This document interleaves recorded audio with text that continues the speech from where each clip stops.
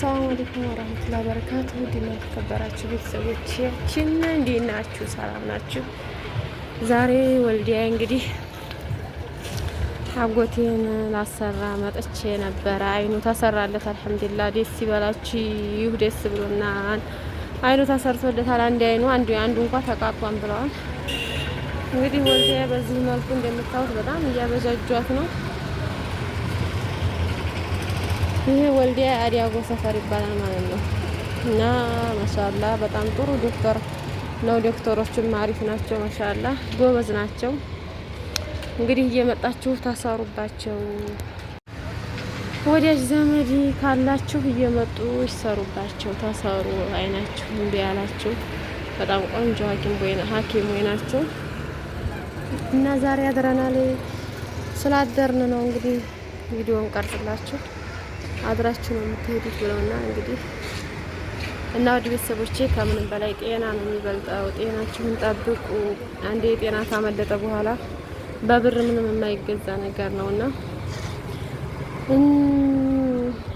እነዚህ አሁን ብታው በጣም ስቃው በአይን መርፌ ተወቅቶ እንግዲህ ይድናል ማለት በጣም ከባድ ነው እና አይናቸውን ተወግተው ነው መርፌ ማደንዘዣ ተወግተው እንትን የሚሉት። ስለዚህ መጀመሪያ ጤናችሁን ጠብቁ ነው የምላችሁ ቤተሰቦች። እና ይሄ ወልዲያ ነው፣ የወልዲያ ፎቅ ነው እንግዲህ የምታዩት። ሀገሪቱንም እያለሟት ነው፣ እየተሰራ ነው፣ እየሰሩ ነው። ቢያውኝ ለምንድን ነው መቀረጭ ነው ይሉኛል። እኔ በጣም ነው የምፈራው ብታው፣ ያኔ መቀረጽ ላይ በጣም ፈራለሁ። ለምን ሁሉ ሰው በጥሩ ጎን ስለማያይ ቪዲዮ መቀረጽን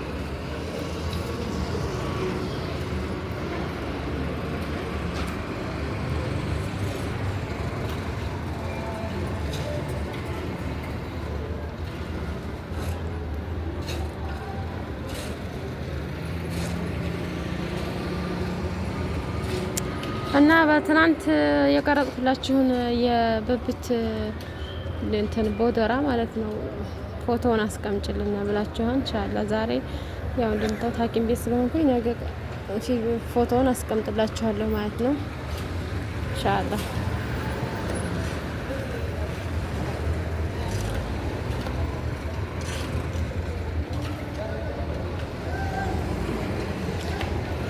ውጭ ያላችሁ እህቶቼ ማለት ነው ብራችሁን ጨብጣችሁ ያዙ፣ ብራችሁን ቋጥሩ ስንላችሁ ማለት ነው።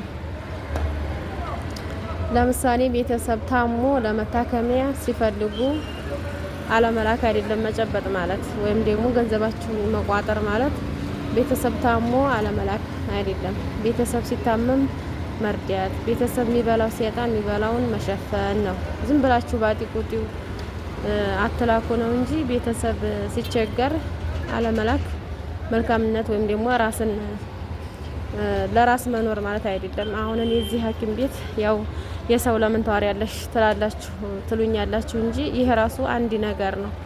እና የሆነ ሰውዬ እዚህ ሐኪም ቤቱ በፊት የዛሬ አመት በ5000 አይኑን ተሰርቶ ነበረ። ዘንድሮ ሲመጣ አሁን 7,000 አሉት። እሱ ያለው 7,000 5,000 የዛሬ አመት ስላሰራ በአጠቃላይ ይዞ የመጣው 7,000 ነበረ። ሲመጣ ትራንስፖርት ምንም ስላለው ጎደለበት ከ7,000 እና ዘንድሮ ለማሰራት ሲመጣ ሙሉ 7,000 ሲሉት ጎሎበታል። እንግዲህ ልጅ አለኝ በሚል ደወለ። ልጆችም እዚሁ ናቸው። ደውሎ ኑ ገንዘብ ጎሎብኛል እና ኑ ሙሉልኝ ሲላቸው እረኛ እንመጣም አሉ። አዲያ እዚሁ ቁጭ ብዬ ልደር እንዲህ አለ። ትችላለህ ማደር ምናምን ብሎ ዘጋበት። ከዛ እኔ እሸፍናለሁ ትንሽ ብር ከሆነ ብዬ ሳስበው የመድኃኒት 2000 ምናምን ብር አለው። እንደገና ደግሞ ትራንስፖርት አለው፣ የማደሪያ አለው። ይሄን ሲሆንብኝ እኔ ከ7000 ስቆጥረው ብሩን የሰውየውን ብር ስቆጥርለት 6700 ብር ነው። 300 ብር ናት እኔ ሞላለታለሁ ብዬ ከዛ ይሄን በሞላ ማደሪያ ግዴታ ያስከፍሉታል። እንደገና ደግሞ ትራንተን የመድኃኒት አለው። በቃ እንዴ ምንም ብሎ እነሱን ተለማምጦ ይንጡላት ብዬ እኔም ዝም አልኩኝ ማለት ነው። እና ሰውየው ምን አለ? አንድ አይሉ 3 ልጅ ዲያ ተቀምጠው እኔ እዚህ ብታው እንዴት እንደምቸገር አለ። ያን ያህል ቤተሰብ እስከሚቸገር ድረስ ብራችሁን መያዝ መቋጠር አይደለም። እና ይሄ ሰውዬ አሁን ትንሽ ብር ነው የጎደለበት። ቢያንስ ምናልባት 2000 ሊሆን ይችላል። እና 2000 ብሎ ግን ለ2000 ብር ብሎ ሰውየው ቅር አለው፣ ልቡ ተሰበረ። መቶ ቢሞላለት ራሱ እርግጠኛ ደስተኛ የሚሆን አይመስለኝም። ለምን? መጀመሪያ ልቡን ስለሰበረው።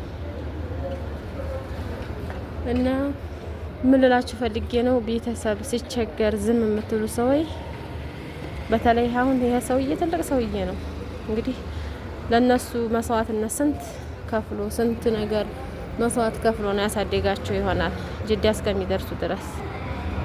እና እንደዚህ ሲቸገሩባችሁ ቤተሰቦቻችሁ፣ በተለይ አባቶቻችሁ እናቶቻችሁ ሲቸገሩ አትጨክኑባቸው። ሰው አፍቅሮ ብር ይልካል። ወደድኩ ብሎ ሰው መኪና ይገዛል፣ ቤት ይገዛል። አባት ሲቸገር ግን ዝም ማለቱ ተገቢ አይደለም።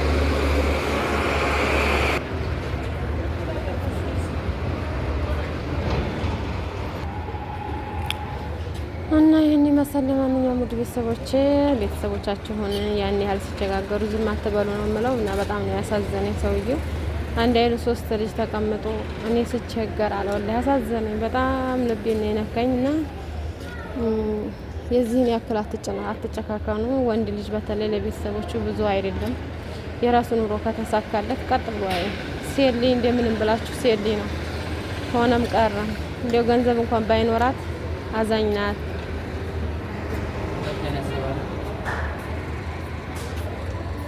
እና ይሄን ይመስል ለማንኛውም እንግዲህ አወቁበት። ለማንኛውም እናትና አባት ደግሞ እርግማን አንዴ ከወደቀ አይነሳም። ምርቃናቸውም እንደዛው ነው። ምርቃናቸውን እንድታገኙ አትጨክኑ እላለሁኝ።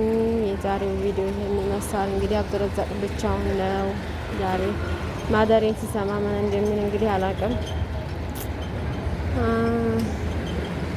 እንግዲህ ያለቃቅስ ይሆናል ማዳመጥ ነው። ገና ልደውልለት ነው አሁን